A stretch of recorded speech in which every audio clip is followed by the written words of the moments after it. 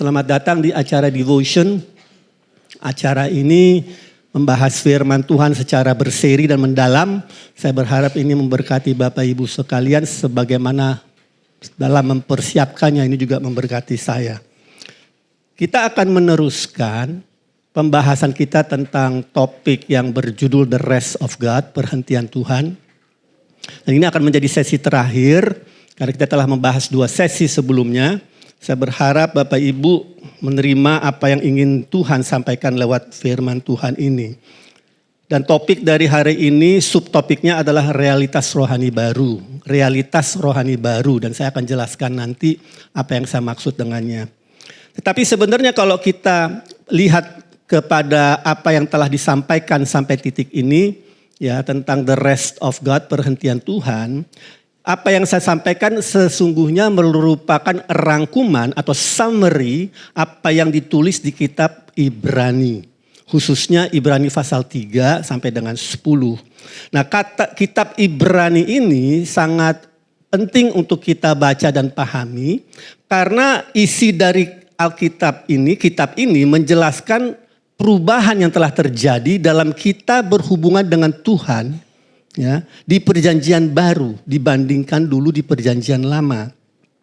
Dan kita perlu mempelajarinya agar kita dapat menghidupi kehidupan kekristenan yang Tuhan Yesus telah sediakan bagi kita.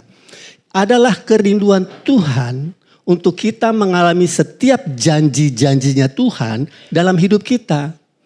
Dan tergantung kita apakah kita mengalaminya apa tidak. Bukan tergantung Tuhan. Itu porsinya kita. Nah Tuhan Yesus telah menyediakan segala sesuatu bagi kita, ya, dan itu ditulis di kitab perjanjian baru. Jadi kita harus hidup menjalani kehidupan kekristenan kita berdasarkan ikatan janji baru yang ditulis di Alkitab perjanjian baru. Dan bukan berdasarkan ikatan janji lama yang ditulis di perjanjian lama.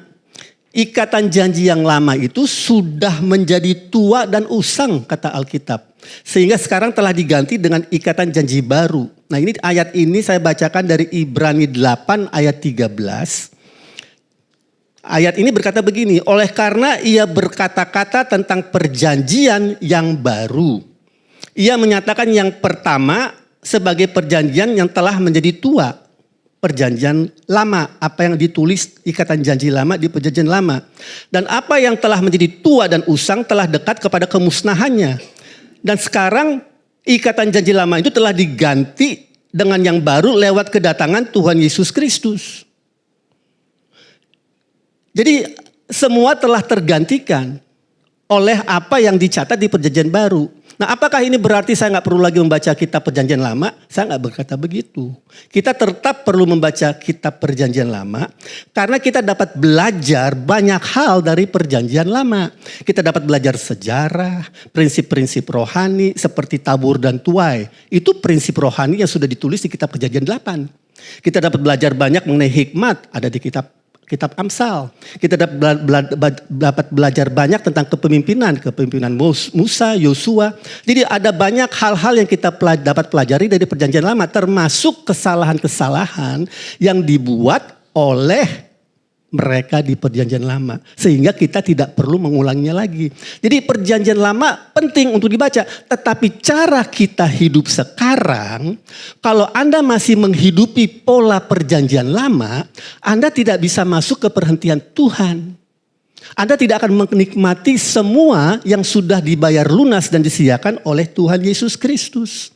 Nah ini yang kita perlu pahami, walaupun apa yang kelihatannya kalau kita baca perjanjian lama itu kelihatannya sangat dahsyat, perkara-perkara yang Tuhan lakukan di sana, ya itu gak berarti kita harus meniru secara harfiah, secara letterlek istilahnya, apa yang ada di sana. Karena sekarang kita berada di bawah perjanjian yang baru.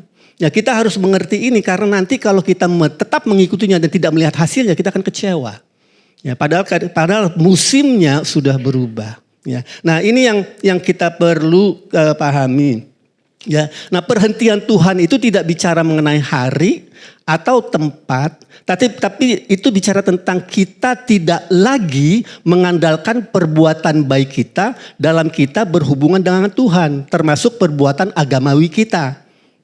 Ya, kita tidak lagi harus berupaya untuk menjadikan diri kita layak di hadapan Tuhan. Nah, pemikiran yang kita miliki seperti itu, yang salah itu timbul karena pada zaman dulu hukum Taurat diberikan. Kita mengira bahwa hukum Taurat diberikan kepada bangsa Yahudi sebagai pola kekristenan atau pola orang percaya. Padahal hukum Taurat itu diberikan pada saat itu untuk banyak alasan lain, ya bukan untuk kita menjadikannya pola hidup kita. Ya, jadi salah satu alasan kenapa hukum Taurat diberikan adalah untuk mengekang dosa. Karena kalau kita baca di Perjanjian Lama, dosa telah merajalela sampai anak kandung pun dikorbankan oleh orang tua mereka. Kalau Anda baca di Perjanjian Lama, itu kengerian yang kita lihat terjadi di sana itu sungguh sudah benar-benar di luar batas. Memang setiap bentuk dosa di luar batas. Tapi ini tambah merajalela dan hampir dipraktekkan oleh semua orang. Oleh karena itu perlulah hukum Taurat diberikan. Dan lagi pula di situ ada yang namanya perlambangan-perlambangan lewat hukum Taurat yang Tuhan ingin melihatkan kepada kita bahwa nanti ini yang akan terjadi di kemudian hari. Lalu Tuhan juga lewat hukum Taurat mempersiapkan kita untuk nanti masuk ke dalam kehidupan yang baru pada saat Tuhan Yesus datang ke dunia ini. Jadi ada banyak makna daripada hukum Taurat, tetapi kita tidak lagi dituntut untuk menghidupinya seperti bangsa Israel dulu. Coba kita baca di kitab Galatia 3 ayat 23 sampai dengan 25. Ini menjelaskan salah satu tujuan mengapa hukum Taurat diberikan. Galatia 3 ayat 23 sampai dengan 25. Sebelum iman itu datang, sebelum iman kepada Yesus Kristus itu datang, kita berada di bawah hukum, di bawah pengawalan hukum Taurat. Dan dikurung sampai iman itu telah dinyatakan, ayat 24. Jadi hukum Taurat adalah penuntun bagi kita sampai Kristus datang supaya kita dibenarkan karena iman kepada Yesus Kristus. Ayat 25. Sekarang iman itu telah datang. Yesus telah datang. Karena itu kita tidak berada lagi di bawah pengawasan penuntun. Nah, ibaratnya seperti ini, dan saya suka sekali pada waktu Andrew Wommack memberikan ilustrasi untuk menjelaskan pemahaman ini. Ibaratnya seperti ini. Anggaplah diri kita ini adalah anak kecil yang sekarang sedang dituntun oleh orang tua kita untuk menyeberang jalan raya yang banyak sekali lalu lintas berlewatan di situ. Jadi apa yang orang tua kita ajarkan? Nah, sebelum kita nyeberang, kamu lihat ke kiri dan ke kanan, baru kamu nyebrang. Semua kita diajarkan begitu oleh orang tua kita. Nah, pada saat kita sudah dewasa, kita nggak perlu lagi diajarkan. Kenapa? Karena pengetahuan itu, pemahaman itu sudah ada di dalam diri kita. Pada saat Tuhan Yesus datang ke dunia ini dan kita dimungkinkan lahir baru dan lewat baptisan Roh Kudus, secara pemahaman pengetahuan itu sudah ada dalam diri kita. Anda nggak perlu lagi dituntun dari luar lewat hukum Taurat, tapi Anda dituntun dari dalam oleh Roh Kudus. Itu bedanya. Ya, jadi kita harus memahami akan hal itu. Bahwa sekarang tuntunan itu datangnya dari dalam. Coba kita baca dari Ibrani 10 ayat 16 sampai dengan 18. Ibrani 10 ayat 16 sampai dengan 18. Sebab setelah ia berfirman, inilah perjanjian yang akan kuadakan dengan mereka sesudah waktu itu. Ia berfirman pula, aku akan menaruh hukumku di dalam hati mereka dan menuliskannya dalam akal budi mereka. Lalu berikutnya, dan aku tidak lagi mengingat-ingat dosa-dosa dan kesalahan mereka. Ayat 18 terakhir. Jadi apabila untuk semua itu ada pengampunan, tidak perlu lagi dipersembahkan korban karena dosa. Nah, jadi di sini Tuhan mengatakan kepada kita bahwa pada saat kita lahir baru dan telah terima baptisan Roh Kudus, that knowing, the inner knowing is there. Kesaksian di dalam dirimu itu adalah kesaksian Roh Kudus bahwa ini kamu harus melakukan ini. Ini salah, ini benar. Ada di dalam diri kita. Jadi kita tidak perlu lagi dituntun oleh sesuatu yang ada dari luar sana. Ya, jadi ini hal-hal yang kita perlu pahami bahwa kalau kita nggak memahaminya, zaman yang indah ini, yang terakhir sebelum selesai perkara dunia ini, kita nggak akan nikmati. Ya, jadi semua ini diberikan untuk kita. Nah, jadi banyak orang tidak mengerti ini sehingga mereka masih bingung antara perjanjian lama dengan perjanjian baru. Seperti perayaan hari Sabat, saya nggak menentang perayaan hari Sabat kalau Anda mau merayakan hari Sabat. Tetapi kita tidak perlu merayakan hari Sabat seperti bangsa Israel merayakannya di perjanjian lama. Karena Tuhan Yesus sendiri berkata, coba baca di Markus 2 ayat 27. Markus 2 ayat 27 Tuhan Yesus sendiri berkata begini tentang hari Sabat. Lalu kata Yesus kepada mereka, Markus 2 ayat 27. Hari Sabat diadakan untuk manusia. Dan jangan terbalik, bukan manusia diadakan untuk hari Sabat. Artinya hari Sabat diberikan untuk menolong kamu. Bukan kamu yang harus menggenapi hari Sabat, kalau enggak kamu dihukum Tuhan. Bukan itu maksud hari Sabat. Hari Sabat diberikan untuk kepentingan kamu. Kamu masuk ke perhentian itu beristirahat. Dan kamu mengadakan persekutuan dengan sesama dan dengan Tuhan. Dan kalau kamu perlu istirahat secara fisik dan mental, beristirahatlah dan jangan merasa tertuduh. Beda. Jangan dibalik. Jangan kita meninggikan aturan itu di atas manusia. Semua tujuan daripada aturan hukum-hukum itu adalah untuk mendukung kehidupan manusia. Bukan untuk manusia untuk hidup terkukung di dalamnya. Bukan. Yesus datang untuk memerdekakan kita. Tapi memang pada saat zaman bangsa Israel dulu hidup di bawah Musa, di bawah hukum Taurat, perlu diberikan itu untuk hal-hal seperti yang tadi saya ungkapkan. Mengekang dosa, mendidik kita, mempersiapkan kita untuk masa yang sekarang ini. Jadi kita sekarang ini kalau mau merayakan hari Sabat nggak perlu lagi seperti mereka di perjanjian lama. Karena makna daripada hari Sabat sudah berbeda Bapak Ibu. Ya, tapi jangan kita juga meremehkan, melecehkan orang yang masih belum mengerti. Kasih pengertian kepada mereka. Maksud tujuan saya mengajarkan ini bukan untuk kita menghakimi orang lain yang masih tetap melakukannya. Tapi kasih tahu kebenaran ini agar mereka dapat menghidupi kemerdekaan yang Tuhan Yesus telah sediakan bagi kita.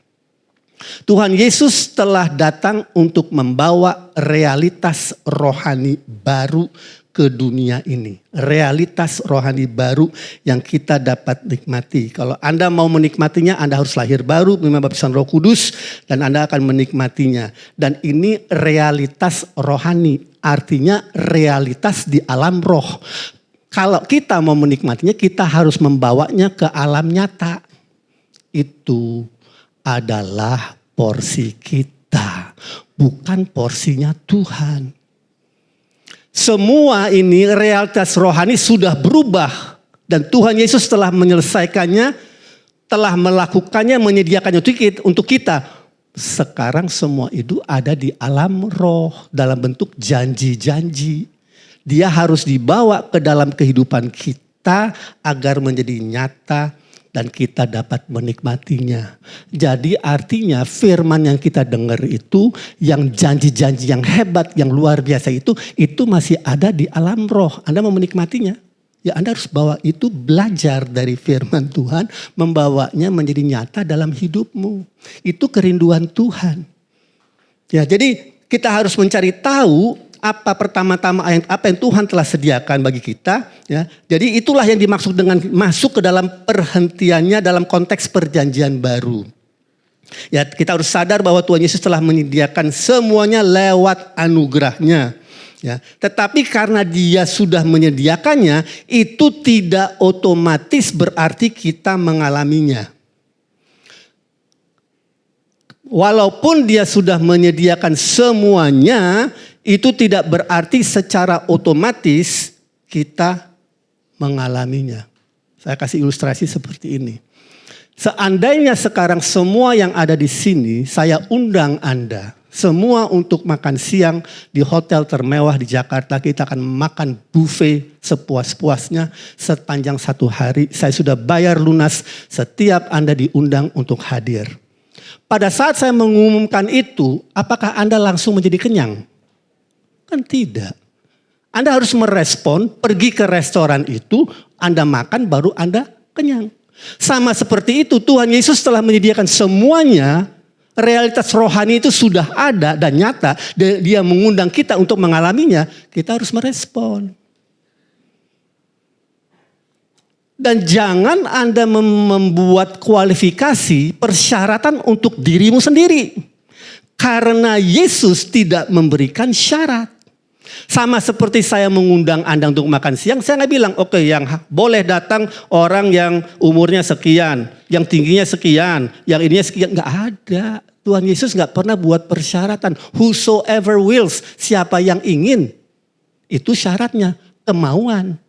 Nah jadi di sini Tuhan telah menyediakannya, tetapi kita mau meresponnya. Nah itu dicatat di Efesus 2 ayat 8. Di situ dikatakan oleh anugerah, saya menggunakan kata anugerah lebih daripada kasih karunia. Bagi saya itu lebih tepat.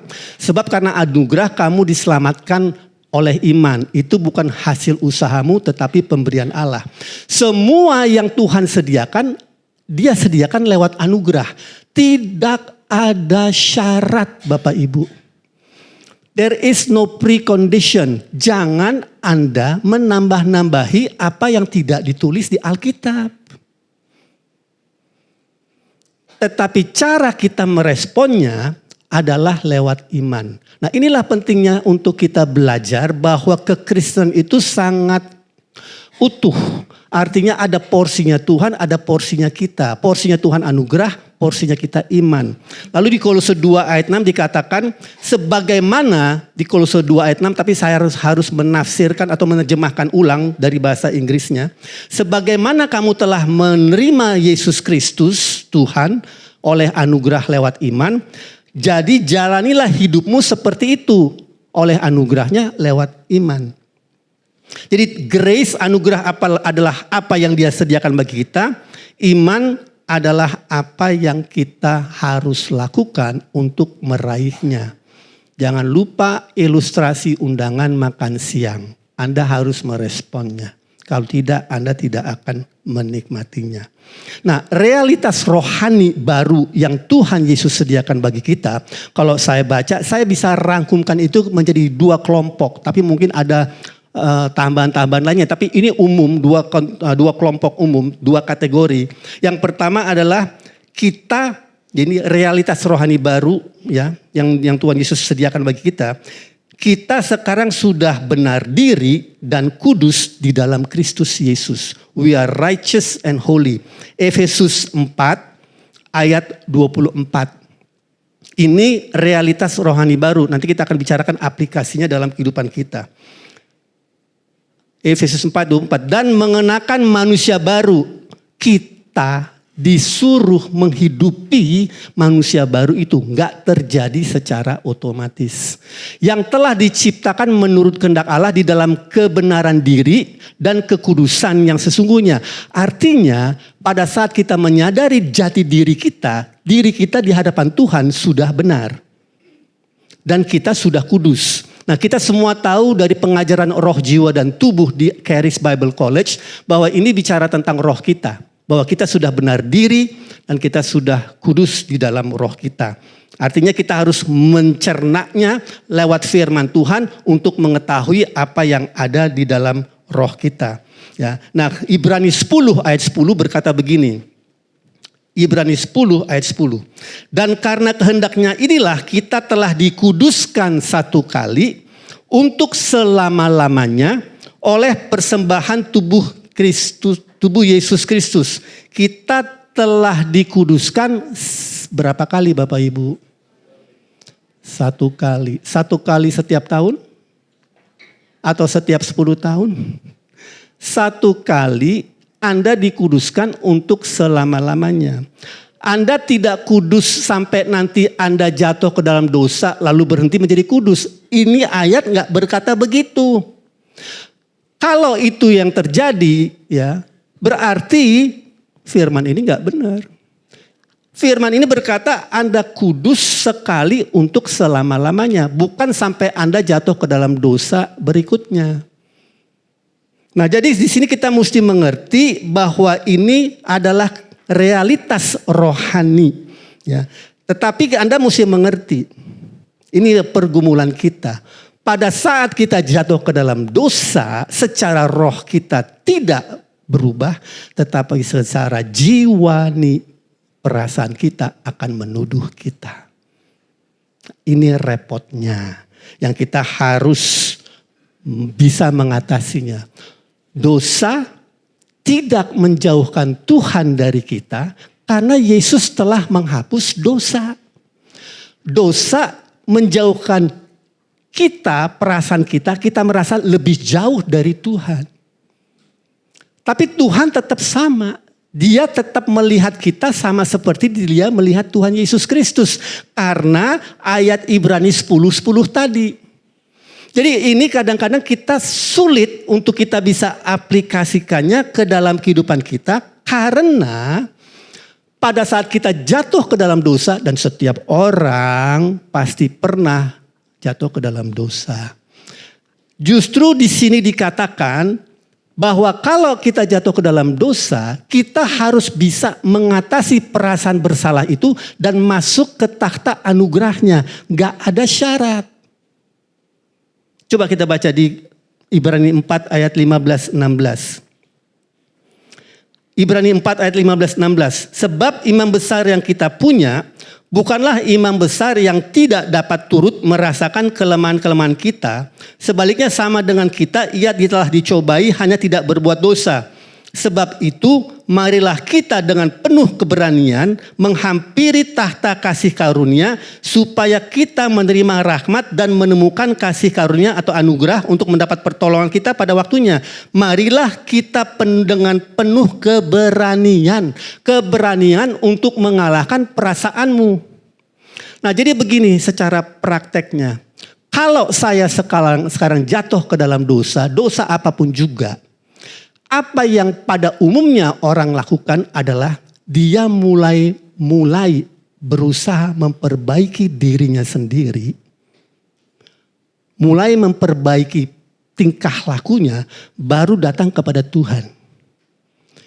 Itu adalah keangkuhan rohani. Tapi itu yang dunia ajarkan. Kalau Anda jatuh ke dalam dosa, lalu Anda membenarkan, maksudnya Anda berusaha membenarkan dirimu lewat perbuatanmu, Anda akan kesulitan mengalami berkat Tuhan. Contoh. Anda perokok berat. Lalu Anda sakit paru-paru. Lalu Anda datang ke dokter memvonis Anda kanker paru-paru. Yang Anda berusaha lakukan adalah merubah perilakumu, kehidupanmu sebelum Anda datang kepada Tuhan Yesus untuk terima kesembuhan. Anda berusaha memperbaiki dirimu sendiri.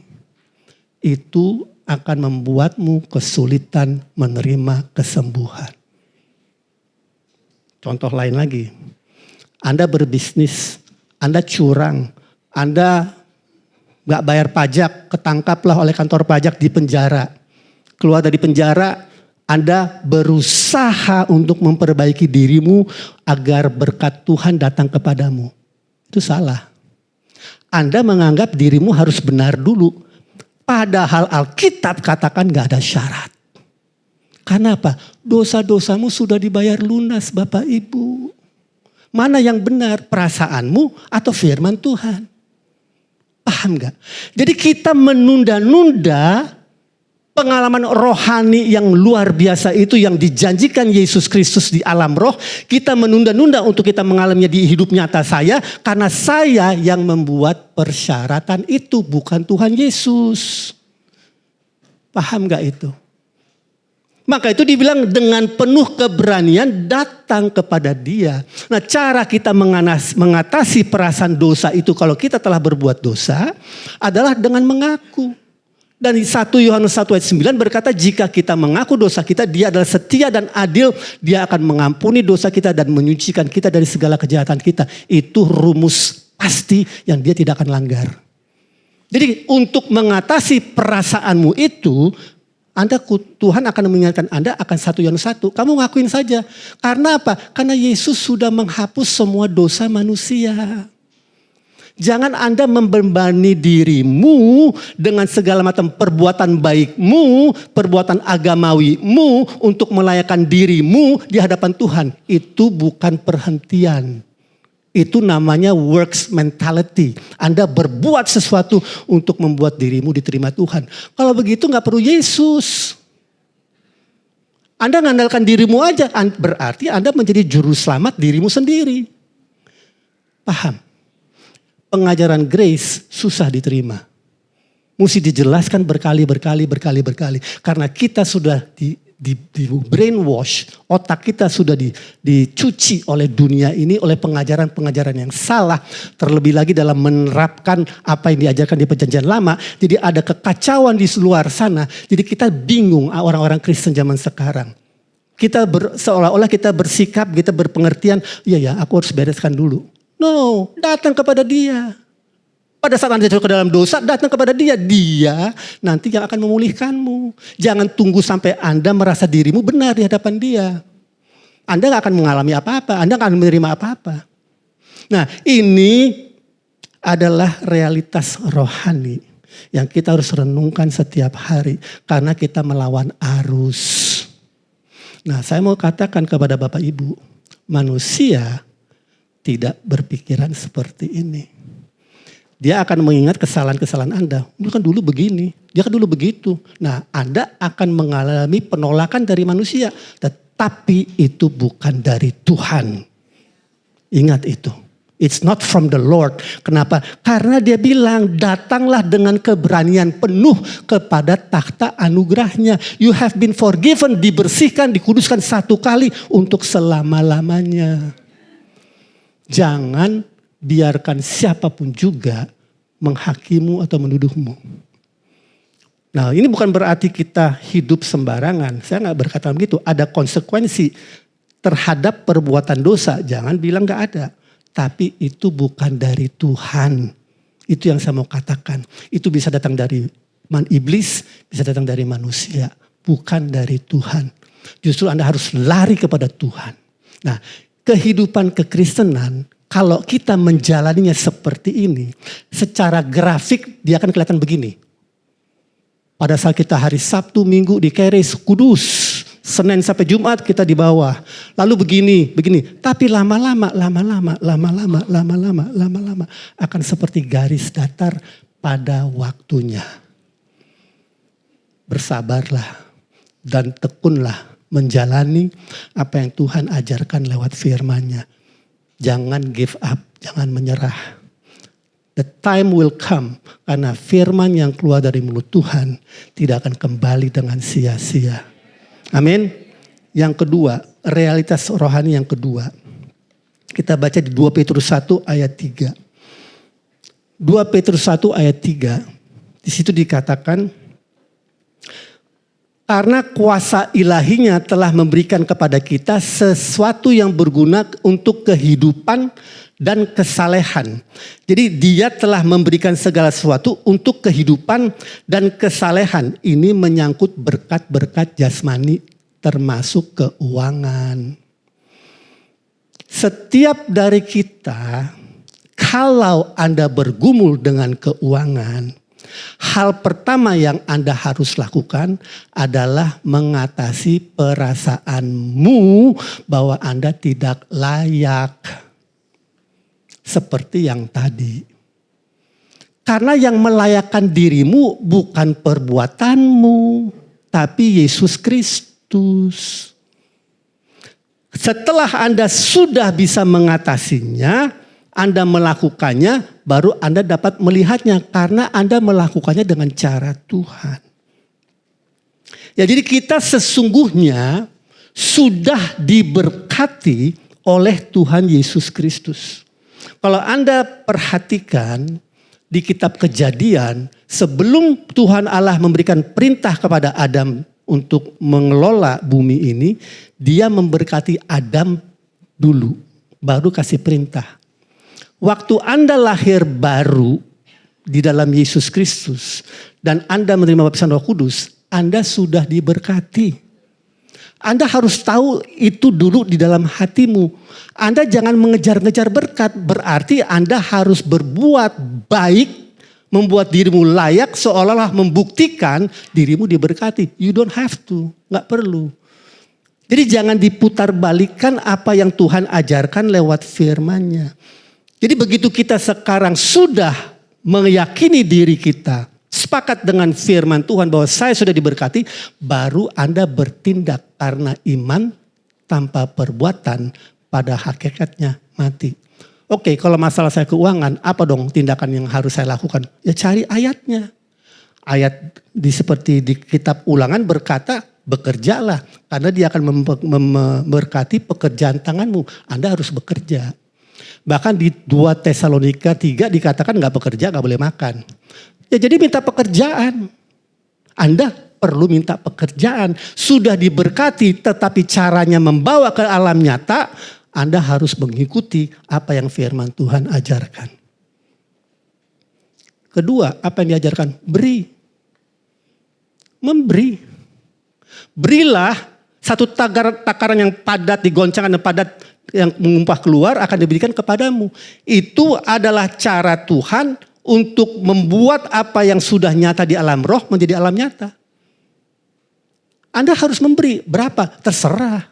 Memang Alkitab katakan 10% per puluhan. Apakah harus mutlak? Ya itu di bawah perjanjian lama. Sekarang kalau saya pribadi menggunakan itu sebagai minimum. Seperti Andrew Wommack, saya belajar dari dia. Anda gunakan sebagai minimum. Kalau belum bisa, ya gak apa-apa. Tetapi saya mau memberi. Dan puji Tuhan setelah saya memberi pertama di bawah 10, lalu 10, sekarang saya sudah memberi 20%. Nah jadi artinya kita bertambah dewasa di dalam pemahaman kita dan dalam tindakan kita dalam melakukan firman. Paham gak Bapak Ibu? Kalau kita mau mengikutinya, kita akan membawa itu menjadi nyata dalam kehidupan kita. Jadi ada hal-hal yang kita harus lakukan untuk merespon anugerah yang Dia sudah sediakan di alam roh. Salah satu pengertian, salah satu hal kesalahpahaman yang sering saya dengar adalah orang sering mengatakan the battle is the Lord's. Peperangan itu adalah porsinya Tuhan. Berapa banyak orang yang sering mendengar itu dikhotbahkan dari mimbar. Saya nggak bilang itu salah. Tapi saya nggak bilang itu nggak tepat. The battle is the Lord's. Peperangan adalah porsi miliknya Tuhan. Oh iya, benar. Tapi sudah selesai. 2000 tahun yang lalu. Sekarang kita meneguhkan kemenangan itu dalam hidup kita. Kalau enggak, Anda nggak akan ngalamin. The battle is the Lord's. Yes, Tuhan telah mengalahkan iblis. Anda bisa baca itu di Efesus. Tuhan telah, Yesus telah mengalahkan dunia. Anda bisa baca itu di Yohanes 16. Tuhan telah mengalahkan banyak hal. Peperangan itu sudah selesai. Tetapi di dalam setiap peperangan setelah selesai masih ada di sana sini kelompok-kelompok kecil yang masih berusaha menggagalkan kemenangan itu. Itu porsi kita untuk memadamkannya. Khususnya dalam hidup kita. Paham gak? Gak ada peperangan begitu diselesaikan. Perang selesai langsung semua diam. Gak ada. Pasti ada kelompok sana sini yang berusaha menghidupkan kehidupan lama, menghidupkan luka-luka lama, menghalang-halangi kemenangan itu. Itu porsinya kita. Kalau Anda tidak mengerti kata-kata the battle is the Lord's, Anda akan kecewa nanti. Karena itu porsinya bangsa Israel di kitab perjanjian lama. Pada waktu mereka perang, Tuhan melakukan mujizat-mujizat. Yesus belum ada, Roh Kudus belum dicurahkan. Hanya segelintir orang, sedikit orang yang dipenuhi dengan Roh Kudus. Sekarang setiap kita kalau sudah lahir baru, terima baptisan Roh Kudus, kita semua dipenuhi Roh Kudus. Kita sekarang yang harus mengenforce, menjalankan kemenangan itu. Itu tugas kita. Jadi kita jangan ikut-ikut mengatakan the battle is the Lord's. No, sekarang waktunya kita meneguhkan kemenangan itu di mana? Di rumah tangga kita, di kantor kita, dalam persekutuan kita, di kota kita. Itu tugas kita. The battle is ours now. Tapi sudah dimenangkan oleh Tuhan Yesus. Kita hanya mengenforce-nya, memberlakukannya dalam kehidup ini. Ya, nah ini seringkali kalau saya dengar orang berkata menggunakan istilah-istilah ini, kalau Anda nggak mencernanya dengan baik, Anda bisa nanti salah jalur. Ya, nah 3 perperangan kita melawan iblis, Tuhan sudah kalahkan. Mengalahkan dunia, coba buka 1 Yohanes 5. 1 Yohanes 5 ayat berapa itu? 1 Yohanes 5 ayat 4 kalau saya tidak salah. Sebab semua yang lahir dari Allah mengalahkan dunia. Inilah kemenangan yang mengalahkan dunia. Kita sudah punya iman. Iman kita yang mengalahkan dunia. Tuhan Yesus sudah mengalahkannya. Yohanes 16 ayat 33. Sekarang kita sudah bisa mengalahkannya. Iblis sudah dikalahkan, kita bisa mengalahkan. Satu-satunya yang Tuhan Yesus tidak bisa kalahkan adalah dagingmu. Dagingmu adalah porsimu. Jangan sekali-sekali katakan the battle is the Lord's, tapi dagingmu merajalela. Jadi 3 area peperangan itu yang kita harus hadapi dalam hidup ini. Ya, dan Tuhan Yesus telah mengalahkan iblis, menundukkan dunia ini. Kita dapat melakukan yang sama, tetapi dagingmu itu porsinya kita. Dan seringkali daging kita ini merajalela, terlebih lagi perasaan kita. Karena itu Alkitab ingatkan di 2 Korintus 5 ayat 7, hiduplah oleh iman tapi jangan oleh perasaan. Bukan berarti kita mengabaikan perasaan, seperti Andrew Wommack ajarkan, perasaanmu itu bukan lokomotif. Lokomotifmu iman, dia ada di depan, lokomotif di depan. Tetapi gerbong perasaanmu di belakang. Anda bisa aplikasikan itu enggak? Dalam kehidupanmu. Sebagai contoh, seandainya saya punya anak kecil, lalu orang datang, Irwan, anakmu tadi ditabrak oleh mobil, ditabrak lari, dan dia kesakitan menderita di mobil berdarah-darah di pinggir jalan. Saya dengar berita itu, perasaan saya bereaksi enggak? Itu benar enggak? Apa yang terjadi kepada anak saya? Belum tentu. Tetapi Anda sudah memvonis cerita itu lewat perasaanmu. Jangan sekali-sekali jadikan perasaanmu lokomotifmu. Belum tentu benar, Anda harus periksa. Bisa saja dia diserempet tapi gak ditabrak. Seringkali kita memberikan bumbu kepada cerita-cerita yang sebenarnya tidak fantastis, tetapi menjadi fantastis lewat bumbu itu.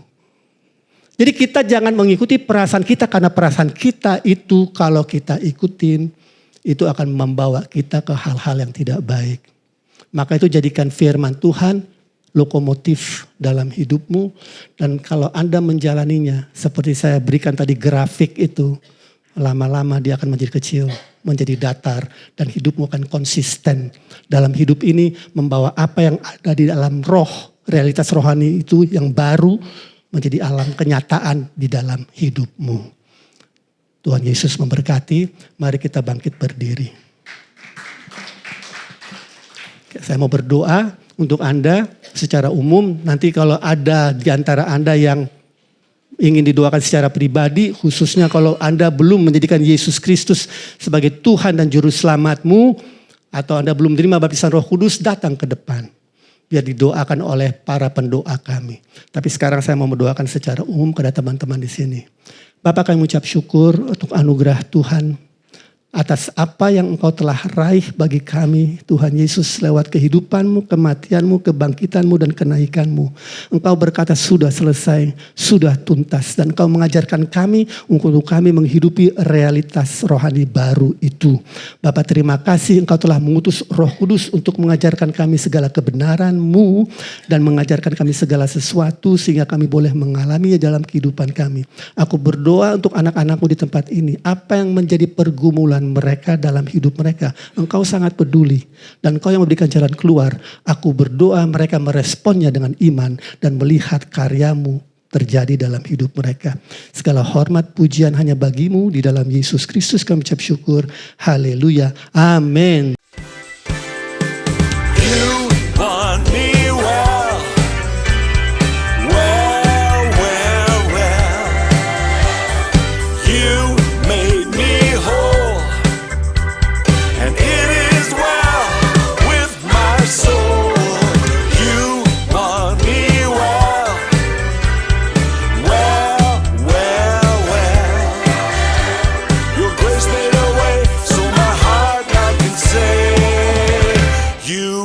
me well.